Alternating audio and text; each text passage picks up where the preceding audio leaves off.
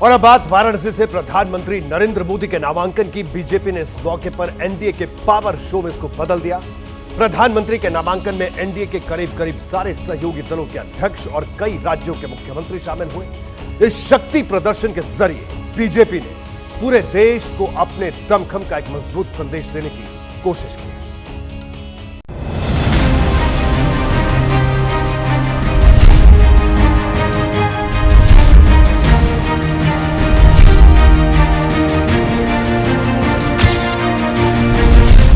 मौका प्रधानमंत्री नरेंद्र मोदी के नामांकन का था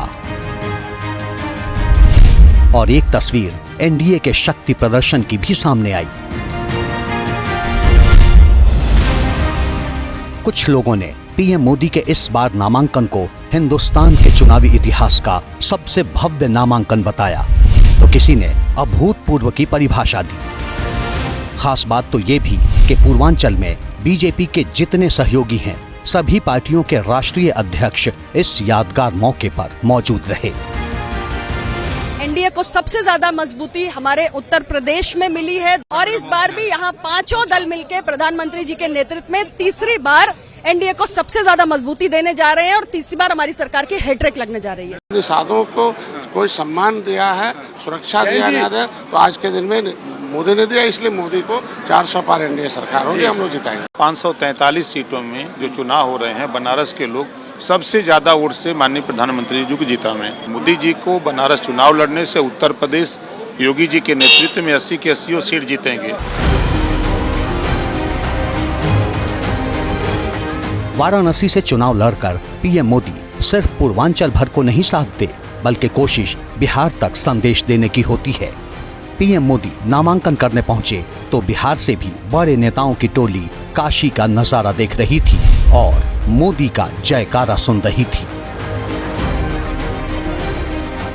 पूरा एनडीए एक साथ प्रधानमंत्री जी के समर्थन में आज यहाँ पर आया, तो ये हम लोग के विश्वास को बढ़ाता है कि जो लक्ष्य है उसको हम लोग आसानी से पार करेंगे। बिहार में 40 की 40 और देश में 400 पार। हमको लगा कि तीसरी बार चुनाव लड़ रहे हैं, तीसरी बार भारत के प्रधानमंत्री भी बनेंगे और जो उनका कॉल है कि हम अगर बार 400 पार होंगे तो 400 पार भी होंगे। देश भर में उनके नाम पर लोग चुनाव जीतते हैं और उनको चुनाव जीतने में क्या दिक्कत है। भारी मतों से यहाँ से चुनाव जीतेंगे और मजबूती से सरकार भी बनाएंगे।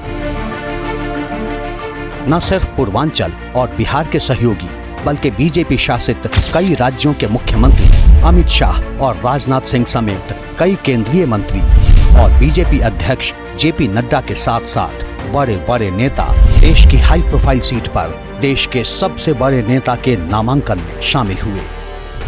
आज का दिन ऐतिहासिक दिन है और हमारे आदरणीय प्रधानमंत्री को बहुत बहुत शुभकामनाएं। हम नहीं मारेंगे हार, हम करेंगे 400 पार। नरेंद्र मोदी जी प्रधानमंत्री तीसरी बार बनेंगे। नरेंद्र मोदी जी लड़ रहे जंग और बदल देंगे भारत देश का रंग। सभी रिकॉर्ड ब्रेक होने वाले हैं, काशी में ही नहीं पूरे देश में, और हमारे महाराष्ट्र में भी पहली बार से भी ज्यादा वोट लेकर शिंदे जी के नेतृत्व में महाराष्ट्र में विजय होने वाली है। मोदी के नामांकन में राष्ट्रीय लोकदल के अध्यक्ष जयंत चौधरी भी पहुंचे और 400 पार के नारे को बुलंद किया।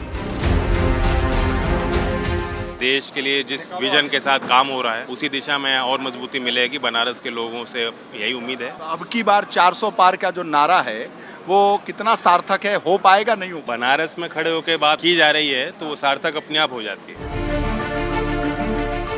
मोदी ने जब पिछली बार वाराणसी से नामांकन दाखिल किया था, तब भी इसी तरह एनडीए के कई दलों के नेता मौजूद रहे थे, लेकिन इस बार मोदी का नामांकन जितना अलग था उतना ही भव्य भी।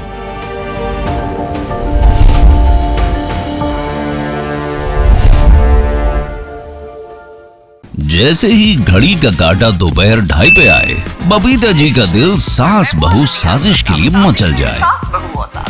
और ये है इनकी बहू, पूरे दिन ऑफिस की टेंशन हो जाए गॉन जब ये करें अपना फेवरेट शो फ्री टाइम पे ऑन। इनकी तरह आप भी देखिए अपना फेवरेट शो अपने टाइम पर और डाउनलोड कीजिए एबीपी लाइव ऐप अपने स्मार्ट टीवी पर।